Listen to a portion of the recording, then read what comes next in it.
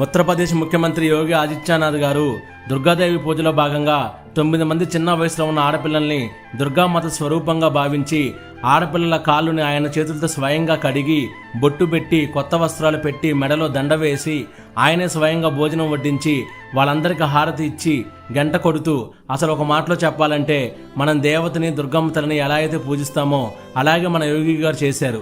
నాకు ఈ దృశ్యం చూడడానికి 2 కళ్ళు సరిపోవడం లేదు. ఎంతో చూడముచ్చటగా ఉంది. ఒక ముఖ్యమంత్రి స్థాయిలో ఉన్న వ్యక్తి ఇలా చేయడం గ్రేట్ అండి.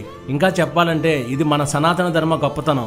ప్రపంచంలో ఒక సనాతన ధర్మంలో మాత్రమే మహిళల్ని దేవత స్వరూపంగా భావించి పూజిస్తారు. ఇది మన సంస్కృతి, ఇది మన సాంప్రదాయం. అలాగే నిజమైన హిందువు నికాసైన సనాతని ఇలానే చేస్తారు.